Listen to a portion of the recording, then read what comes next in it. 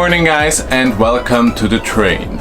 You're asking yourself which train? Maybe because you saw it in the title, but we are in the train from Da Nang to Ninh Binh. Yesterday we entered the train in Da Nang and currently we are roughly 12 hours in the train of in total 14 hours. If you want to see the first part of the journey, check out the other video. As we do daily vlogs, we had to make a cut in the middle, so you need to watch both if you want to see the whole experience of our train ride.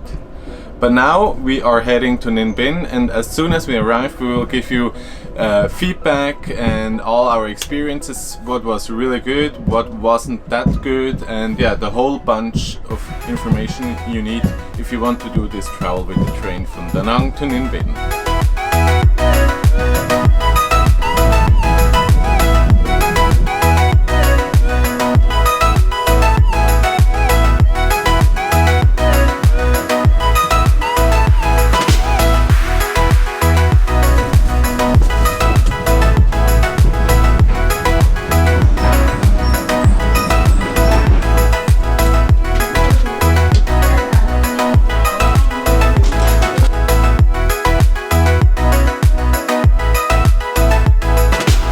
So we just disembarked the train and it feels much colder here, which is very nice. We really like that.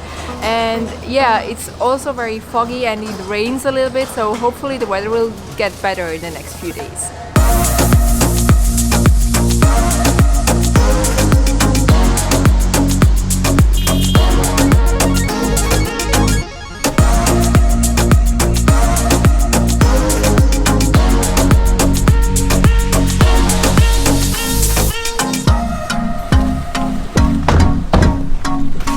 Bye-bye. So guys, and welcome to Ninh Binh. So we arrived at our super unique Airbnb. Tomorrow we will actually do a room tour and show you the Airbnb, our special house we are living in, and its amenities, facilities, everything. So be sure to subscribe to the channel to see that special little insight into Ninh Binh's accommodation. So now it's finally time to tell you all about the night train from Hoi An to Ninh Binh. And we are actually doing a little table of content, and in the first comment, in the pinned comment, you will find all the topics and the timestamp. So if you are interested in just one of the topics, you can jump right to the correct time code.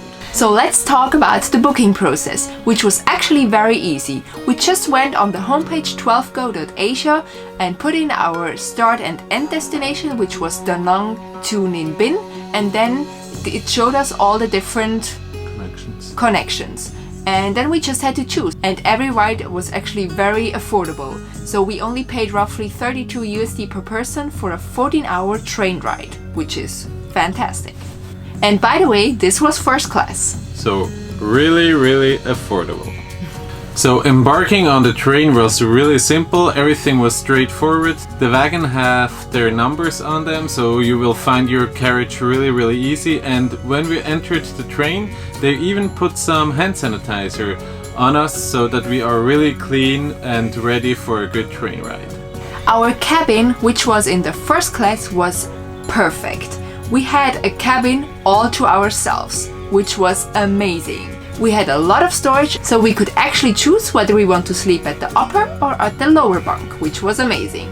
With our beds, there are also blankets, pillows, duvets, and everything was new, clean, and was smelling really fresh, which we definitely heard differently from other travelers, so that was really great. We are not sure if we were a bit in a privileged position with all this space and the cleanliness, because there weren't really a lot of travelers on the train, and for sure this has something to do with Corona, so we might be a bit impacted with our vision on a night train here in Vietnam.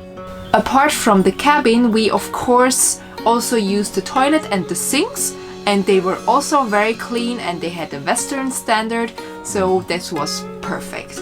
And yesterday in our previous video, we also were on the search for the restaurant, but we couldn't find it. I think it was at the beginning of the train, so we didn't walk all the way there. But this morning we realized that people were walking around the train and they were yelling something we couldn't really understand, but they were selling food. Like we saw different eggs and drinks, so you can actually buy stuff if you want to.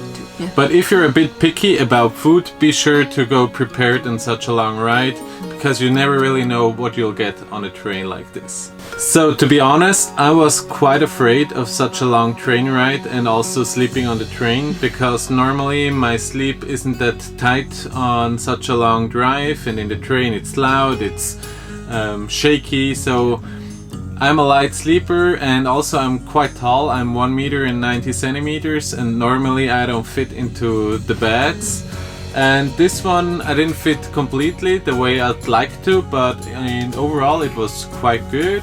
I woke probably up like between 5 and 10 times, but that's to be expected. But overall it was fine, and I could get some rest during the night, so I was happily pleased with that result in the morning when getting off the train. Yeah, the same happened to me.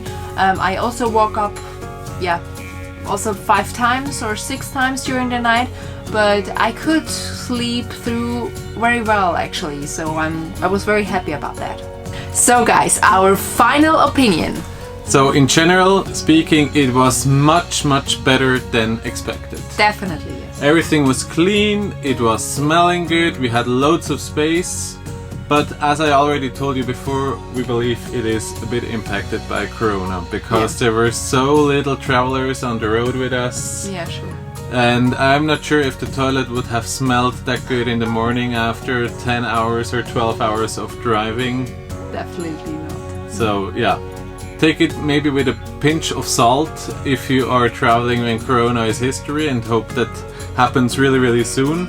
But it might be a bit different if you're taking the train from Da Nang to Ninh Binh. So guys, that was it, our full and honest review about the train ride from Da Nang to Ninh Binh. And hopefully it's worth it for you, maybe if you plan to visit Vietnam as well.